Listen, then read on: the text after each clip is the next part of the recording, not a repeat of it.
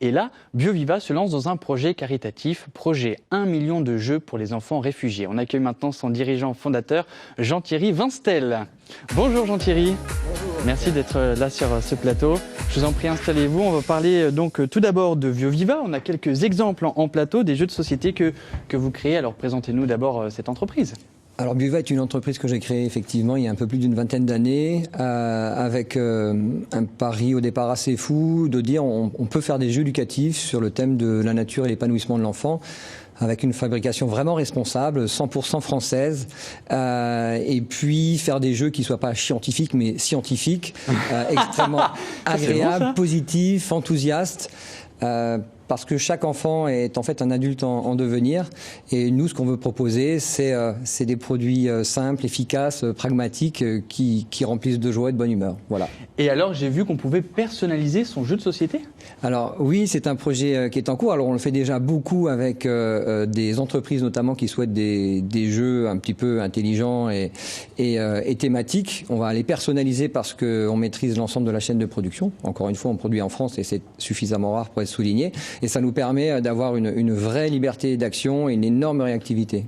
Alors, parlez-nous maintenant de ce projet caritatif, donc projet 1 million de jeux à destination des enfants réfugiés, parce que vous êtes très sensible à leur vie. Hein.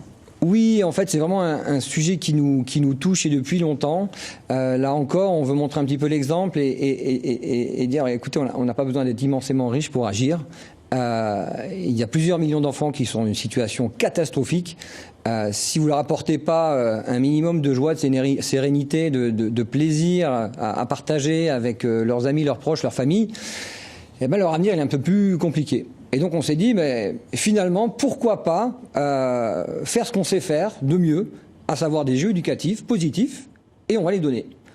1 million, c'est énorme, mais avec un petit peu de bonne volonté, avec des partenaires aguerris, notamment notre imprimeur qui a accepté de fabriquer à prix coûtant des jeux. Donc on va sortir des jeux à 33 centimes d'euros. C'est-à-dire pour 1 euro, vous pouvez offrir 3 jeux.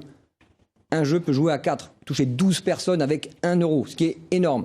Ensuite, on a un partenaire montpelliérain qui a bondi, sauté sur l'aventure. Son fondateur, c'est Pierre Denizet. C'est une entreprise montpelliéraine qui cartonne, s'appelle Calliope, qui est spécialisée dans les réseaux sociaux, qui va nous aider dans la stratégie médias sociaux et notamment avec le crowdfunding.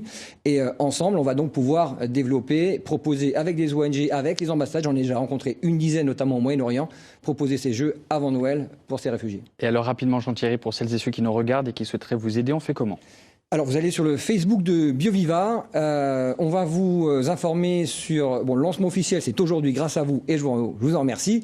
Et très rapidement, on va mettre en place tout le dispositif pour les entreprises et les particuliers de dons. 1 euro, 2 euros, 5 euros, 10 euros. On est hébergé par la fondation FAS et donc c'est déductible à 66% des impôts. Voilà. C'est formidable. Et on va mettre l'adresse mail évidemment sur nos écrans pour que vous puissiez peut-être aider donc BioViva. Merci beaucoup Jean-Thierry d'être venu sur ce plateau. Peut-être que les personnages principaux d'Alaise, la web-série humoristique, pourraient jouer aux jeux de société dans une saison 2, s'il y a une saison 2, on en reparlera. Ben voilà. Avec grand plaisir.